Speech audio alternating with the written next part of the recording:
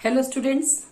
तो आज वो दिन आ गया जबकि क्लास 10th को उसकी मार्किंग स्कीम कैसी होगी इसके बारे में जानकारी दी गई है। आपको पता है 14 अप्रैल को सीबीएसई ने एक सर्कुलर इशू किया था और जिसके जरिए ये डिक्लेयर किया था कि क्लास 10th की सीबीएसई बोर्ड के परीक्षाएं कैंसिल की जा रही हैं।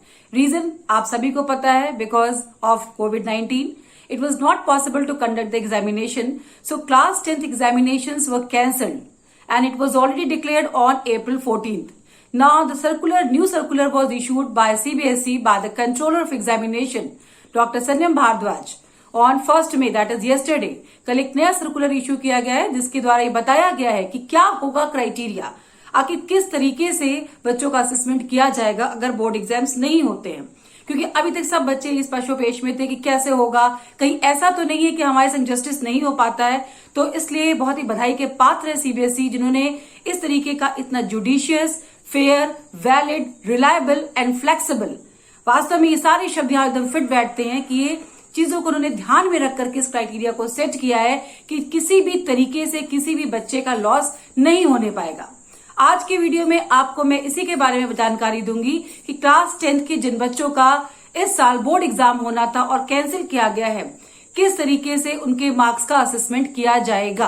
पूरा क्राइटेरिया एक लेटर के थ्रू में, एक बहुत लंबा चौड़ा एक लेटर इशू किया गया है ऑफ 18 पेजेस, 18 पन्ने का एक बहुत बड़ा लेटर सीबीएसई ने जारी किया है कल, जिसके द्वारा पूरी जानकारी एक एक पॉइंट की दी गई है कि किस तरीके से बोर्ड एग्जाम्स का जो असेसमेंट होना है वो होगा बिना एग्जाम्स कराए हुए। अब आपको ये लग रहा होगा जब एग्जाम्स ही नहीं हुए तो असेसमेंट कैसे होगा। तो असेसमेंट का जो क्राइटेरिया बनाया गया है बहुत सोच समझ करके बनाया गया है और बहुत ही फेयर है। इसमें जो आपके यूनिट टेस्ट हुए हैं उनका वेटेज भी लिया जाएगा, हाफ ईयरलीज जो हुए हैं उनका वेटेज भी लिया जाएगा, और जो बोर्ड एग्जाम्स आपके प्री बोर्ड जो हुए हैं स्कूल लेवल पे उनका भी वेटेज लिया जाएगा। अब बहुत सारे बच्चों के मन में ये सवाल आ रहा था कि मैंने तो तैयारी बहुत अच्छी नहीं की थी। जनरली ऐसे ही होता है कि बच्चे सोचते कि हम फाइनली बोर्ड एग्जाम में अच्छी प्रिपरेशन करेंगे और अच्छा एग्जाम देंगे। तो कुछ बच्चों ने बहुत अच्छी प्रिपरेशन के संग, फुल प्रिपरेशन के संग एग्जाम नहीं दिया था। तो उन बच्चों के लिए बता दें, खाली आपके एक एग्जाम का वेटेज नहीं लिया जा रहा है, आपके जो वेटेज का क्राइटेरिया है वो भी आपको हम एक्सप्लेन करेंगे, उस सर्कुलर के एक एक पॉइंट को एक्सप्लेन करेंगे। लेकिन उसके पहले ये भी बता दें, जो आपके मार्क्स होते हैं 100 मार्क्स को 20 मार्क्स का इंटरनल असेसमेंट होना था, जो कि ज्यादातर स्कूलों ने अपलोड करा दिया है। 80 मार्क्स जो होते हैं वो बोर्ड के एग्जाम्स के थ्रू भरे जाते हैं, और इंटरनल असेसमेंट के 20 मार्क्स है most of the schools have uploaded because the last date was 11th June. तो 11 जून तक कहा गया था, लेकिन अब सारे स्कूल्स को कोशिश करनी चाहिए कि वो जल्दी से जल्दी इन मार्क्स को अपलोड कर दे। बाकी किस तरीके से बाकी मार्क्स को करना है इसके बारे में हम आपको इस लेटर के थ्रू एक एक पॉइंट क्लियर करके बताएंगे। तो आगे आप वीडियो देखते रहे, आपको सारी चीजें एकदम क्लियर हो जाएंगी। फिर भी यदि आपको कोई डाउट होता है तो आप कमेंट सेक्शन में अपनी क्वेरीज, अपने क्वेश्चंस डालिएगा, आपके क्वेश्चंस का जवाब जरूर दिया जाएगा। Okay, so keep watching. तो ये है वो लेटर जो कि एक सर्कुलर जो कि कल इश्यू किया गया था सीबीएसई के द्वारा। अब इसमें हम एक एक पॉइंट्स को देखते चलते हैं कि क्या क्या कहा है सीबीएसई ने। पहली बात तो आपको एकदम क्लियर कर दी है कि ड्यू टू सिचुएशन क्या है, कंड्यूसिव नहीं है, फेवरेबल नहीं है, जिसकी वजह से ये सारी जो एक्सरसाइज करनी पड़ रही है सीबीएसई ने की है। और आप देखेंगे इन्होंने जो वर्ड्स का यूज किया है, इन्होंने क्या कहा है कि कैसे एग्जाम्स होने चाहिए, एकदम स्पष्ट लिख दिया कि एग्जाम्स कैसे होने चाहिए, रिलायबल होने चाहिए, फेयर होने चाहिए। ठीक है, आपके जो एग्जाम्स होंगे वो आपके reliable, fair and flexible, valid.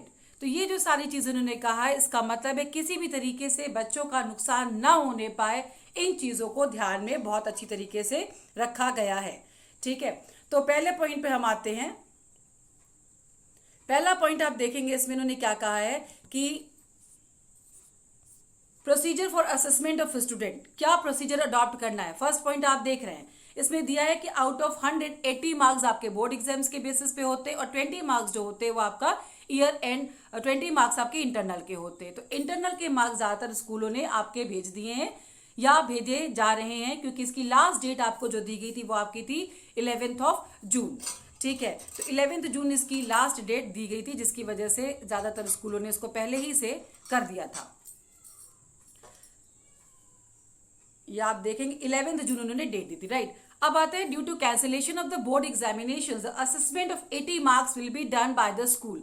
अब ये किस तरीके से होगा, इसका क्या क्राइटेरिया होगा, इसके बारे में आगे बताया गया है। ठीक, आगे आप देखेंगे इन्होंने क्या दे रखा है, कॉन्स्टिट्यूशन ऑफ रिजल्ट कमेटी, किस तरीके से इसको करना है।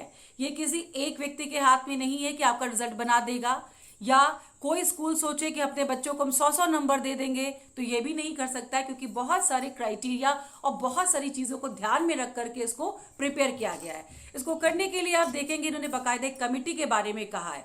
क्या करना है, एक रिजल्ट कमेटी का फॉर्मेशन किया जाना है। एक रिजल्ट कमेटी जो बनेगी उसमें क्या होगा, the principal shall act, principal क्या करेगा, प्रिंसिपल एक उस कमेटी का एक हेड की तरीके से काम करेगा। Each school shall form a result committee consisting of principal and 7 teachers for finalizing the result. यानी कि प्रिंसिपल हेड होगा, चेयरमैन होगा उस रिजल्ट कमेटी का, 5 टीचर्स होंगे। वो 5 टीचर्स कौन से होंगे, 5 + 2 7 टीचर्स हैं। उसमें से जो 5 टीचर्स होंगे they will be from the school, वो स्कूल के होंगे, और वो 5 सब्जेक्ट्स के होंगे, आपके इंग्लिश, हिंदी या कोई और भी सब्जेक्ट हो सकता है, कोई भी 2 लैंग्वेज सब्जेक्ट होंगे।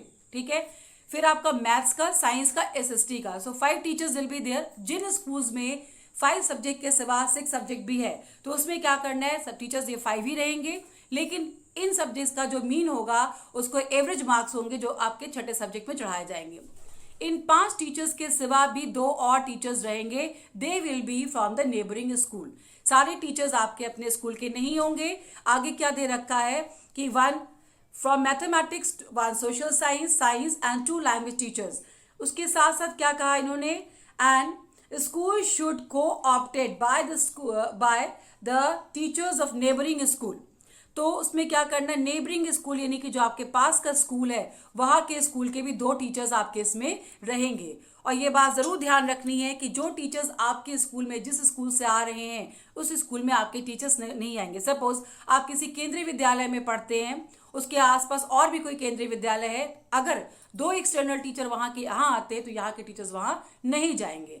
तो ये इंटरचेंज नहीं होना है, ये आपका स्कूल लेवल पर डिसाइड होगा, ये सीबीएसई को डिसाइड नहीं करना है। That will be decided by the schools. CBSE क्या कर देगी, सीबीएसई 2 और मेंबर्स को डिप्यूट कर सकती है चेक करने के लिए कि जो आपने काम किया है वो सही है या नहीं। बाकी आप देखेंगे कि rules for the constitution of the committee and their roles and responsibilities are given at annexure 1। इसमें आप देखिए कुछ एनेक्चर्स दिए हुए इन्होंने कि किस तरीके से फॉर्मेशन करना है, किस तरीके से डेटा को कलेक्ट करना है, जो टीचर्स होंगे इनकी क्या रिस्पॉन्सिबिलिटीज होंगी, क्या इनके रेम्यूनरेशंस होंगे, वो क्या दिए जाने, इन सब के बारे में भी डिटेल दिया हुआ है। आगे हम आते हैं नेक्स्ट पॉइंट पे, recording of evidence and assessment. किस तरीके से एविडेंस को रिकॉर्ड किया जाएगा, किस तरीके से असेसमेंट होगा, आपका पॉइंट 8 पे दिया हुआ है।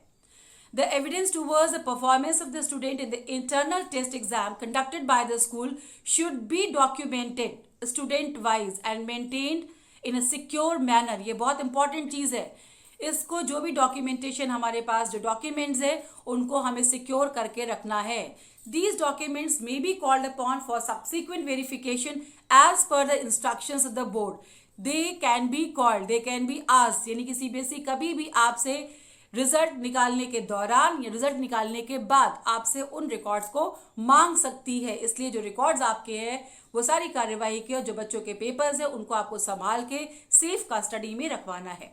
नेक्स्ट पॉइंट पे आते हैं, as per the information collected from the schools through regional offices of CBSE, schools have conducted different types of number of tests। Her school ने अपने हिसाब से टेस्ट लिए हैं, और शायद ही कोई स्कूल ऐसा होगा जहां पे एग्जाम से टेस्ट नहीं हुए। अलग बात है किसी ने ऑफलाइन लिए, किसी ने ऑनलाइन लिए, या मोड ऑफ टेस्ट कुछ भी हो सकता है, लेकिन एग्जाम सारे स्कूलों में ही लिए गए हैं। अब उन एग्जाम्स का वेटेज कैसे कैसे देना है, सारा का सारा वेटेज हमें प्री बोर्ड के ऊपर नहीं देना है। वेटेज को भी इन्होंने क्या किया है, बाइफरकेट कर दिया है, बांट दिया है। उसमें आपका जो वेटेज आ रहा है 80 मार्क्स का, वो कैसे आ रहा है आप देखेंगे कि पीरियोडिक टेस्ट, हर स्कूल ने अपने पीरियोडिक टेस्ट कराए हैं, तो जो पीरियोडिक टेस्ट आपके हुए हैं उसमें आपका इन्होंने क्या किया, 10 मार्क्स का जो वेटेज जाएगा वो यूनिट टेस्ट को जा रहा है। ओके, जो 10 मार्क्स का वेटेज जा रहा है वो आपको यूनिट टेस्ट में जाएगा। फिर आपका 30 मार्क्स का जो वेटेज आपका आ रहा है वो आपका आ रहा है हाफ ईयरली कराए गए होंगे। 10 मार्क्स फॉर पीरियोडिक टेस्ट और unit test, 30 marks for half yearly और मिड टर्म के लिए है, और 40 आपके प्री बोर्ड एग्जामिनेशन, यानी कि आपका 40 + 30 + 10 दिस इक्वल्स टू 80, यानी कि ये हो गया आपके 80 नंबर, जो कि बोर्ड कंडक्ट कराते समय देता था। तो बोर्ड नहीं करा रहा है, सब कुछ इंटरनल लेवल पे हो रहा है, लेकिन जो डिस्ट्रीब्यूशन होगा वो ऐसा होगा। ऐसा नहीं है कि कोई बच्चा अगर नहीं दे पाया कोई एग्जाम तो उसका लॉस हो रहा है, और अगर नहीं भी दे पाया तो आगे इसमें ये भी बताया गया कि उसके साथ क्या किया जा सकता है। बेस्ट पॉसिबल मीन्स अडॉप्ट किए गए हैं कि चिल्ड्रन, जो स्टूडेंट्स हमारे क्लास 10 तक, किसी भी तरीके से उनका नुकसान ना होने पाए। आते हैं नेक्स्ट पॉइंट पे। In case schools have conducted more than 1 test exams within each category. Each category का मतलब यूनिट टेस्ट या पीरियोडिक टेस्ट आपने एक से ज्यादा लिए हैं, या आपने मिड टर्म ज्यादा करा है, या प्री बोर्ड ज्यादा करा है। उसमें भी उन्होंने क्या कहा है, बहुत सारी आपको फ्लेक्सिबिलिटी दे रखी है। कैसे कर रखा है आपको, या तो आप तीनों टेस्ट का एवरेज ले लीजिए, या आप क्या कर सकते हैं, तीनों में से जो बेस्ट परफॉर्मेंस वाला है आप वो ले लीजिए। ये फ्लेक्सिबिलिटी भी बहुत अच्छी बात है, इससे बड़ा जुडिशियस और बड़ा फेयर रिजल्ट आएगा कि आपका सपोज 3 एग्जाम हो, या किसी स्कूल ने 3 प्री बोर्ड करा लिए, तो उसमें कंडीशन में आप क्या कर सकते हैं, या तो आप तीनों सब्जेक्ट, तीनों का एवरेज ले लीजिए, तीनों प्री बोर्ड का, या जिसमें बच्चे ने बेस्ट परफॉर्म किया है आप उसको भी ले सकते हैं। ओके, नेक्स्ट आपका पॉइंट है, there are some schools where one or more of the above category, 3 categories of exams have not been conducted, जहां पे नहीं हुए exam. there may be difference in terms of the mode of conduct of examination, that is online or offline. Also it is possible that some of the students may not have appeared. अब ये problem आ रही है, कहीं कहीं पे बच्चे appear नहीं हुए हैं किसी किसी एग्जाम में, तो उसके लिए भी बाकायदा प्रोविजन आपका दिया हुआ है। In all the above cases, results committee constituted by the school will have to address these challenges based on the analysis and study of the situation prevailing in the school, and thereafter draw up a criterion for the assessment of 80 marks. अब जितना कुछ आप देखेंगे, जो result committee है इसको बहुत छूट भी दी गई है, लेकिन इस छूट के संग वो मनमानी नहीं कर सकती है। ऐसा नहीं है कि आपको छूट दे दी गई तो आप अपने हिसाब से बच्चों को मार्क्स दे दें। जो भी मार्क्स बच्चों को दिए जाने हैं, आप देखेंगे हर मार्क्स का रिकॉर्ड आपका होना चाहिए। जिन बच्चों ने एग्जाम दिया है उनका रिकॉर्ड है, उनकी कॉपी की फोटोस्टैट निकलवाइए अगर आपने ऑनलाइन लिया है। जिन्होंने नहीं दिया है उनका असेसमेंट आप किस तरीके से कर सकते हैं, एक्टिविटी के बेस पे, प्रोजेक्ट के बेसिस पे कर सकते हैं, ये भी दिया गया है। उन सब के साथ साथ इन्होंने क्या कहा है कि सपोर्टिंग डॉक्यूमेंट होना जरूरी है। The aim should be to cover as broad a range of assessment objectives as possible. The rationale for the criteria should be well thought. ये आपकी कमेटी, रिजल्ट कमेटी डिसाइड कर सकती है कि क्या क्राइटेरिया उसे अपनाना है। Where all the 3 categories of tests have not been conducted by the schools, उनके लिए क्या करना है। In case where students have not appeared in any of or some of the tests selected in the assessment, the committee should in all the cases clearly record all its decisions in writing with the reasons in the rational document. अब अगर कुछ भी नहीं है, बच्चे ने कोई test नहीं दिया, या सभी टेस्ट नहीं दी, या स्कूल ने नहीं कराए हैं, तो जो रिजल्ट कमेटी डिसीजन लेगी उस डिसीजन को बाकायदा रिकॉर्ड किया जाएगा। सबके उस पर सिग्नेचर होंगे। आपकी 5 उसमें कौन से मेंबर्स हैं, आपके स्कूल के सब्जेक्ट टीचर्स हैं, 2 आपके एक्सटर्नल स्कूल टीचर्स होंगे, और आपका एक स्कूल का जो हेड यानी कि प्रिंसिपल होगा वो उस कमेटी पे बाकायदा सब लोग अपना सिग्नेचर करेंगे उस डिसीजन पे, तब जाकर के वो फाइनल होगी, और उसको सेफली रखना भी है। Assessment and standardisation. अब स्टैंडर्डाइजेशन के लिए उन्होंने क्या कहा है, क्या करना है। As marks will be allocated at school level, they will strictly not be comparable across schools due to the variations in the quality of question papers, the evaluation standard and process, the mode of conduct of exams. तो अब आप देखेंगे पहले एक board paper होता था, तो एक सा पेपर एक तरीके से असेसमेंट होता था। अभी क्या है, अगर स्कूल लेवल पे है, हो सकता है किसी स्कूल का पेपर टफ हो, किसी का थोड़ा सा इजी हो। टीचर्स अलग अलग है, हर टीचर का अपना करेक्शन करने का क्राइटेरिया अलग होता है। इन चीजों को ध्यान में रखते हुए कैसे स्टैंडर्डाइज करना है, इसको भी ध्यान में रखा है।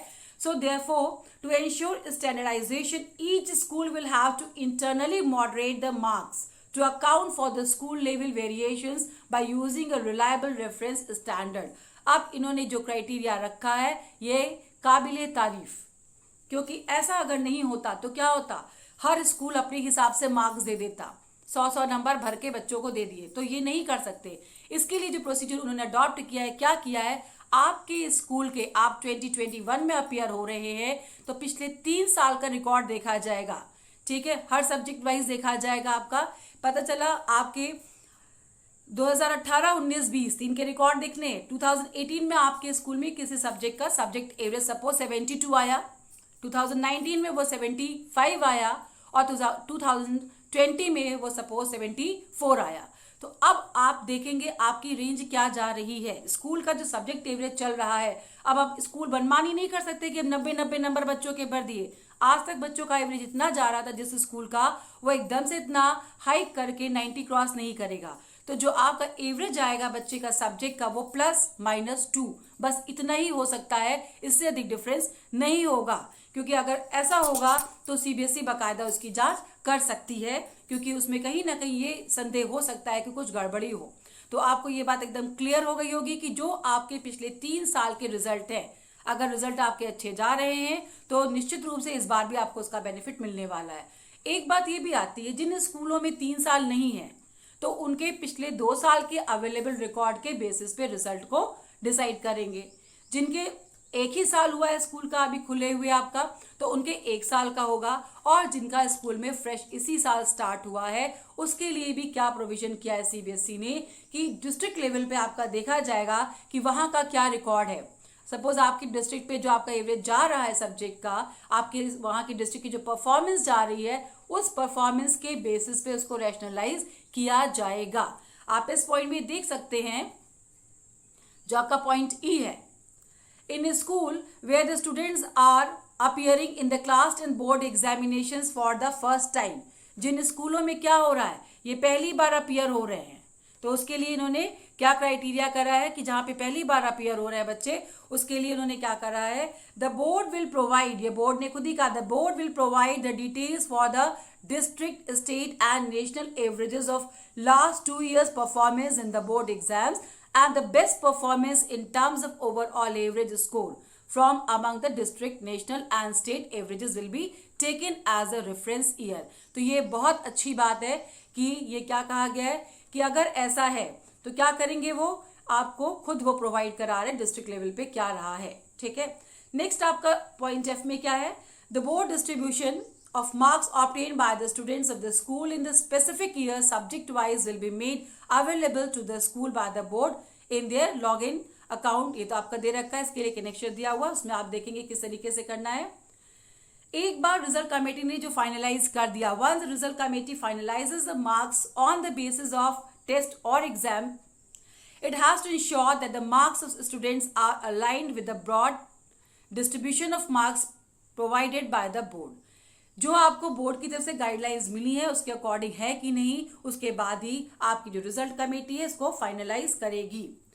To facilitate this and make it easy for school, CBSE will prepare an online system in which school can enter the marks and check whether the marks allocated are in conformity with the historical distribution। In case there is a mismatch, then the result committee shall have to revise the marks as the case may be। तो ये अगर कहीं mismatch दिखाई पड़ता है तो result committee को अपने रिजल्ट को फिर से एक बार देखना पड़ेगा अपलोड करने के पहले। In case due to the skewness of results, the result committee finds itself unable to fit the marks in the distribution given. अगर जो कुछ भी दिया है, सपोज बच्चे ने 10th का कुछ भी नहीं दिया है, अब आप देखिए कितनी फ्लेक्सिबिलिटी दी गई है। ये क्यों दी गई है, किसी भी तरीके से, वैसे ही पूरा साल आपका कैसा गया है, आप बहुत परेशान रहे और लास्ट मोमेंट तक क्लियर नहीं था कि आपका एग्जाम कैसे और क्या होने वाला है, इसीलिए इतनी फ्लेक्सिबिलिटी को अडॉप्ट किया गया है। उस बच्चे के लिए जिसने कुछ नहीं दिया, जिसका कुछ भी अवेलेबल नहीं है, उसको वेटेज किस बेसिस पे दिया जा रहा है, आपने देखा, टू गिव वेटेज। उसको वेटेज कैसे दिया जा रहा है, उसको वेटेज देने के लिए उसके क्लास 9th के जो कुछ उसका, उन्होंने कहा give weightage to the students performance in class 9 और other periodic evaluation including project based assessment which are an objective measures for the academic performance of the students. तो उसके लिए आप क्लास 9 के असेसमेंट को बेस बना सकते हैं या उसके लिए आप प्रोजेक्ट बेस्ड असेसमेंट कर सकते हैं। The second reference for moderation will be the average marks for the schools in the board examinations of the reference year as stated. उन्होंने कहा कि जैसे बताया गया है सब्जेक्ट वाइज जो मार्क्स हैं उसको किस तरीके से किया जाएगा, इसके बारे में भी आपका दिया हुआ है कि किस तरीके से हर सब्जेक्ट में इन्होंने आपको बताया कि अगर एवरेज 70 है तो या 72 है, 74 है, तो आपका जो एवरेज जाएगा वो उसी के आसपास रहेगा, वो हाइक करके 90 क्रॉस नहीं करेगा। So both these checks will be available in the online system and once uploaded, एक बार अगर अपलोड हो गए, school based assessment marks are consistent with the board's policy and directives, the school will be able to finalize the marks on the board's portal। आप finalise करिए, committee आपकी finalise करेगी और board के पोर्टल पे marks को upload कर देगी। Schools will not be able to upload marks on the, इन्होंने क्या कहा है फिर भी कि आप उन मार्क्स को क्या करेंगे, in case marks are not consistent, अगर नहीं है तो किस तरीके से बोर्ड की पॉलिसी के अकॉर्डिंग नहीं है तो वो आप पोर्टल पे अपलोड ही नहीं कर पाएंगे। ये कंडीशन कब आ रही है, आपका एवरेज जा रहा है 70, 72, 72 और आपने एकदम दिखा दिया 95 चला गया, you won't be able to upload, वो वहां पे आपको शो ही नहीं करेगा, आप अपलोड नहीं कर पाओगे। The above has been done keeping in mind that the school principals and teachers are best placed to assess the students based on the performance of the students in the internal test or exams. They are expected to provide a fair and flexible to do so. तो teachers जो आपको इतने सालों से पढ़ा रहे हैं, बहुत एक्सपीरियंसड है, उन्होंने जो भी रिजल्ट कमेटी में रखा गया होगा बहुत सोच समझ करके निर्णय लिया होगा और उसके बाद ही जाकर के वो मार्क्स को फाइनलाइज अपने करेंगे। They are expected to provide a fair and objective assessment of the students and have been given the autonomy and flexibility to do so. However, to take care of the variations in school level evaluation process, there is a need to standardize the scores across schools through a process of moderation of marks. This is necessary in the interest of the fairness and to ensure that the marks allocated are comparable and there is no adverse impact or undue gain for any student because of the methodology or processes of evaluation used by the individual school। तो जो इन्होंने standardise करने की और moderate करने की बात कही है, बिल्कुल सही कहा है। आपके पहले के रिजल्ट भी देखे जाएंगे, बाकायदा उनका एनालिसिस रहता है कितने बच्चे की जो रेंज जा रही है कि आपके मान सपोज 100 बच्चे बैठ रहे हैं तो 200 बच्चे आपके स्कूल से बैठ रहे हैं, तो कितने बच्चे आपके 90 प्लस की रेंज में, कितने आपके बिलो 33 की रेंज में, कितने आपके 75 प्लस की रेंज में, उस रेंज को पिछले रिकॉर्ड को देखते हुए उसको मॉडरेट करके ही आपको अपने मार्क्स को फाइनलाइज करना है। सेफ कीपिंग रिकॉर्ड्स, और इन सब के बाद आपके जो रिकॉर्ड्स है वो क्या होगा, सेफली इसको रखना है, डॉक्यूमेंट्स भी रखने हैं ताकि डॉक्यूमेंट्स जब मांगे जाएं तो वो आप उसको प्रेजेंट कर सके। ऐसी स्थिति में ऐसा ना हो कि आपसे जब रिकॉर्ड्स मांगे जा रहे हैं तो रिकॉर्ड्स अवेलेबल नहीं है, तो ये आपके लिए प्रॉब्लमेटिक हो सकता है। Then verification of records by CBSE. CBSE may depute a team to verify the documents and the process of allocating marks uploaded to ensure the correctness of the same। अब आपने मार्क्स दे दिए, सब कुछ कर दिया, लेकिन CBSE क्या करती है कि एक टीम को डिप्यूट कर सकती है कहीं भी किसी भी स्कूल के लिए या मे बी सबके लिए, क्या करने के लिए कि जो डेटा आपके अपलोड हुए वो सही है कि नहीं, इसके लिए आपका जो रिकॉर्ड्स है उसको मेंटेन करके रखना बहुत ही जरूरी है। जो डॉक्यूमेंट्स आपके, रिकॉर्ड्स तो आपके मार्क्स हो गए, जो डॉक्यूमेंट सपोर्टिंग आपने किस तरीके से एग्जाम कंडक्ट कराया, कैसे कराया, कहाँ पे आपके जो आंसर शीट्स हैं या प्रोजेक्ट्स हैं या असाइनमेंट्स हैं, वो आपके पास अवेलेबल होने चाहिए।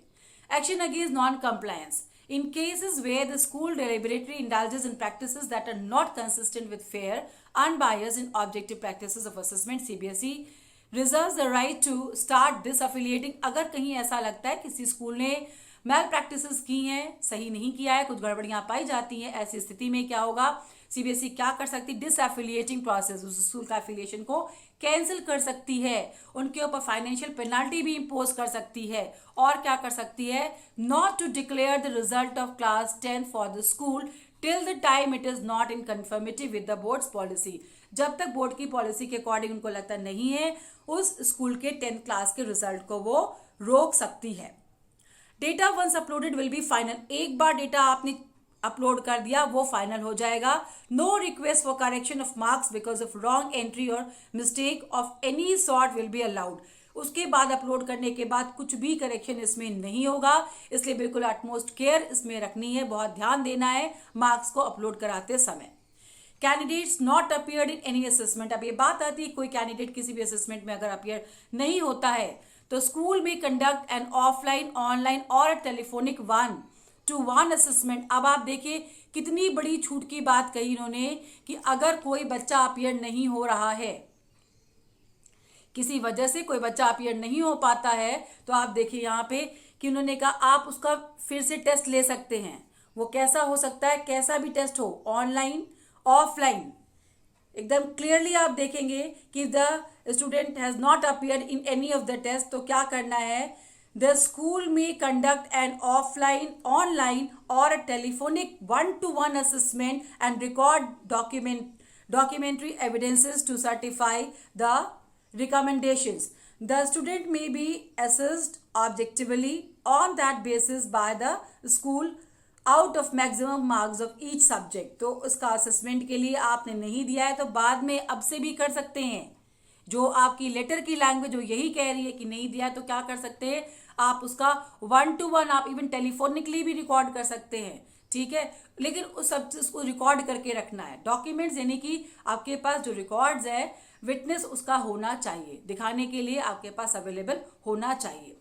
कैंडिडेट्स विद बेंचमार्क डिसेबिलिटी, जो बेंचमार्क डिसेबिलिटी वाले स्टूडेंट्स हैं उनके लिए इन्होंने क्या कहा है, they has not appeared in any of the assessment, अगर वो किसी भी असेसमेंट में अपीयर नहीं हुए हैं तो क्या करना है, the school may consider other activities such as portfolio, presentation, project, quiz, oral test etcetera. तो उनके लिए कुछ और भी तरीके अपना करके इन्होंने कहा प्रोजेक्ट ले लें आप, पोर्टफोलियोज, एक्टिविटीज, प्रेजेंटेशन, इन सबके माध्यम से भी असेसमेंट को किया जा सकता है।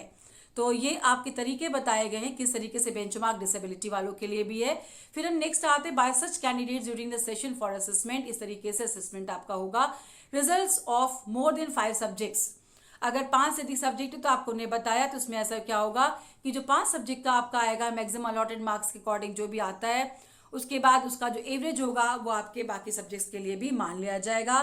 Grace marks bye CBSE will compute the result based on uploaded theory and internal assessment marks. At the time of computation of result, board's policy of awarding grace marks will also be applied to those candidates who do not meet the qualifying criterion. अब आप देखिए इतनी flexibility दी गई है, इतनी तरीके से test आपको दिलवाने की छूट दी गई है, वेटेज भी दिया गया है, उसके बाद भी अगर कोई बच्चा ऐसा है जो क्वालिफाई नहीं हो पा रहा है, उस जगह उस क्राइटेरिया पे नहीं आ रहा है, तो उसके लिए ग्रेस मार्क्स की जो पॉलिसी सीबीएसई की है उसको भी फुली फॉलो किया जाएगा। Board policy for qualifying class 10th examination, in case after application of grace marks policy by the board any student is not able to meet the qualifying criterion, he or she will be placed in essential, repeat or compartment category. अगर इतने के बाद भी नहीं पास हो रहा है तो उसको हम रिपीट या कंपार्टमेंट कैटेगरी में रखेंगे और बाकायदा उसके लिए उसका कंपार्टमेंट एग्जामिनेशन भी होगा। ऐसा इतना सब कुछ करने के बाद ऐसा नहीं लगता है कोई बच्चे कंपार्टमेंट में आएंगे और सारे के सारे पास हो जाना चाहिए, लेकिन फिर भी इन केस किसी वजह से अगर ऐसा होता है तो उसके लिए भी सर्कुलर में प्रोविजन दिया है कि after declaration of result school will conduct an objective type offline online compartment examinations based on the sample question papers provided by CBSE. After assessment, school will upload the marks on CBSE portal for declaration of result. तो ये sample paper provide करेगा CBSE, उसके basis पे इनका assessment होगा और marks को CBSE portal पे डालना होगा जिससे कि बच्चे का जो रिजल्ट है रुका हुआ वो डिक्लेयर हो सके। और इन सबसे बड़ी बात है जब तक बच्चे का कंपार्टमेंट है या कुछ भी ऐसा है, एक किसी भी स्थिति में बच्चे को रोक के नहीं रखना है, उसे अपने क्लास 11 की स्टडीज को कंटिन्यू करने देना चाहिए। In case a student is not able to meet the qualifying criterion, he or she may be allowed to continue in class 11 till the declaration of result of compartment examination by CBSE. तो 11 की पढ़ाई अपनी वो जारी रख सकता है और किसी भी तरीके का कोई वेरिफिकेशन नहीं होगा मार्क्स का। आप फोटोकॉपी प्रोवाइड करने के लिए आंसर बुक और इवैल्यूएशन की बात नहीं कर सकते हैं क्योंकि ये बहुत ही कठिन काम हो जाएगा। पहले ऐसा प्रोसीजर था कि अगर सेटिस्फाई नहीं होते थे तो रीइवैल्यूएशन, रीचेकिंग की बातें आती थी, but this time no reevaluation, no photocopy of answer books will be available. फिर आपका मैथमेटिक्स के लिए भी दिया हुआ है कि इस बार इन्होंने इस चीज में भी छूट दी है आपका। फिर आपका शेड्यूल ऑफ एक्टिविटीज जो है, the time lines given are to be adhered to by the schools for the purpose of compilation and declaration of results which can be seen. इन्होंने बहुत सारे एनेक्चर्स दे रखे हैं, एक टाइमलाइन भी दी है कि कब तक आपको रिजल्ट कमेटी का फॉर्मेशन करना है, कब तक आपको रिजल्ट को तैयार करना है, कब अपलोड करना है, और फाइनली आपको मालूम है आपका रिजल्ट 20 जून को डिक्लेयर कर दिया जाएगा बाय द सीबीएसई। 20 मार्क्स का असेसमेंट उनके पास पहले से है, ये 80 मार्क्स भी पहुंच जाएंगे, कंबाइन किए जाएंगे और आपको 20 जून को आपका रिजल्ट मिल जाएगा। So support to the school for successful implementation of the policy, CBSE will provide following support to the school। CBSE आपको कोई भी क्वेरी अगर है तो उसके लिए देखिए क्या क्या चीजें प्रोवाइड कर रही है। Number 1, CBSE will organize a webinars to explain the policy in details, schedule will be communicated soon। तो एक वेबिनार का आयोजन भी किया जाएगा, तो इस वेबिनार के माध्यम से अगर कहीं भी आपको कोई डाउट अगर होगा तो वो आपका क्लियर हो जाएगा। ठीक है, तो एक वेबिनार करवाएगी CBSE, उस वेबिनार के माध्यम से आपको बताया जाएगा, जो आपके डाउट्स होंगे उनको क्लियर किया जाएगा। ठीक है, आगे आते हैं। आगे आप देखेंगे नेक्स्ट इसमें frequently asked questions will be uploaded on website. जो फ्रीक्वेंटली आस्क्ड क्वेश्चंस, बहुत सारी क्वेरीज होते हैं, एक के बाद एक क्वेश्चंस, आप जब हम काम करना शुरू करेंगे बहुत सारे क्वेश्चंस आएंगे तो उसको भी साइट पे अपलोड कर दिया जाएगा। And CBSE will provide an online details of the schools wise reference year, marks as well as provision to confirm whether the assessment is as per board policy. तो अगर बोर्ड पॉलिसी से आपका assessment है कि नहीं, इसके बारे में जानकारी आपको सीबीएसई से प्राप्त होती रहेगी। किसी भी प्रकार की समस्या आने पर आप अपने सिटी कोऑर्डिनेटर से कांटेक्ट कर सकते हैं। सिटी कोऑर्डिनेटर आपकी समस्या का समाधान करने का पूरा प्रयास करेंगे। फिर आपका स्ट्रीम इन, अब कहीं कहीं पे समस्या आएगी कि स्ट्रीम एलोकेशन कैसे किया जाए। Generally on the basis of the marks और रिजल्ट्स ऑफ क्लास 10 आपका स्ट्रीम का एलोकेशन किया जाता था कि साइंस मिलेगी, कॉमर्स मिलेगी, बायो मैथ्स क्या मिलनी है। लेकिन ये कहा है सीबीएसई ने कि इस बार ऐसा नहीं करना है और आप अपने हिसाब से किसी भी स्ट्रीम में एडमिशन ले सकते हैं। हालांकि आप केवीएस की अगर बात करें और एनवीएस की बात करें तो इनके अपने अपने क्राइटेरिया हैं, लेकिन जो बोर्ड ने कहा है उनका यही मानना है, सीबीएसई का यही कहना है कि बच्चे के लिए इस तरीके की कोई स्ट्रीमिंग ना की जाए। पॉलिसी फॉर प्राइवेट एंड, जो आपके पत्राचार से कर रहे थे या प्राइवेट कैंडिडेट्स या जो कंपार्टमेंट एग्जाम जिनको देना था, उनके लिए गाइडलाइंस जल्दी अनाउंस की जाएंगी। फॉर प्राइवेट पत्राचार and second chance compartment candidates a separate scheme for assessment will be announce soon. जल्दी उनके लिए किया जाएगा। So all the schools and committee members are requested to read the policy carefully and follow the procedure outlined diligently within the prescribed schedule। तो सबसे बड़ी बात है, जो इतनी एक्सरसाइज के बाद ये तैयार किया है, ये हमारे जो controller of examination doctor Sanyam Bhardwaj CBSE के कंट्रोलर है, इन्होंने जो लेटर इशू किया है इसमें वैसे तो सब चीजें बहुत ही क्लियर है, फिर भी अगर कोई क्वेरीज आती हैं तो आपके फ्रीक्वेंटली आस्क्ड क्वेश्चंस जो आपकी साइट होती है उस पर अपलोड की जाएंगी और बहुत जल्दी एक वेबिनार भी कंडक्ट कराया जाएगा फॉर द प्रिंसिपल्स और for the teachers of the school. अब आप देखें कुछ एनेक्चर्स इसमें दिए गए हैं। एक इसमें दिया है रूल्स फॉर द कॉन्स्टिट्यूशन, किस तरीके से कमेटी को फॉर्म करना है। तो कमेटी का फॉर्मेशन हमने आपको बताया कि principal will act as the head of the or as the chairperson of the result committee, then 5 teachers of the same school and 2 teachers from the other school or neighboring school। no interchange of teachers, ये नहीं कि आपके teacher उनके school में, उनके teacher आपके school में, ऐसा नहीं होना है। और वो भी एक चीज और ध्यान रखनी है कि सीबीएसई एफिलिएटेड स्कूल के ही टीचर्स होंगे। फिर अगर आपके वार्ड हैं, ये भी बहुत ध्यान रखने की बात है। सपोज कोई टीचर पढ़ा रहा है, उसका बच्चा भी यहाँ 10th में पढ़ रहा है, तो ऐसे टीचर्स को हमको कमेटी में नहीं लेना है। सीबीएसई में also appoint 2 external members in the committee. CBSE 2 external members भी कमेटी में अपॉइंट कर सकती है। उन 2 एक्सटर्नल जो नेबरिंग स्कूल के उनके सिवाय, ये और +2 हैं। तो इनकी रोल्स एंड रिस्पॉन्सिबिलिटी जो कमेटी की होगी वो होगी अनबायस्ड और जुडिशियस। जो कुछ भी आप कर रहे हैं वो बिल्कुल फेयर, वैलिड, रिलायबल और जुडिशियस रिजल्ट आपका निकालना, ये आपकी कमेटी की सबसे बड़ी जिम्मेदारी होगी। फिर आप देखेंगे इसमें और भी एनेक्शंस दे रखे हैं कि किस तरीके से रैशनल करेंगे डॉक्यूमेंट को हम, बाकायदा स्कूल का नाम वगैरह दिया है। एग्जाम्स कैसे कैसे कंडक्ट हुए हैं, अब आप इसमें देखें कितने एग्जाम्स हुए हैं और वेटेज उसका कैसे लिया जा रहा है, यानी कि सारा डॉक्यूमेंटेशन प्रॉपर होना चाहिए। सारे आपके डॉक्यूमेंट, सारे रिकॉर्ड्स आपके प्रॉपर होने चाहिए। ठीक है, अगर नहीं भी अगर दिया है बच्चे ने 3, आप देखेंगे जो डी पे दिया है एनेक्शन में, in case school has not conducted all the 3 categories of test or exams, reason for weightage given to different test exams में बी इंडिकेटेड। आपने किस तरीके से वेटेज दिया है ये आपको इंडिकेट करना पड़ेगा। बाकायदा पूरा डिटेल्स होनी चाहिए, कैसे आप वेटेज दे रहे हैं, अपने मन से नहीं कर सकते।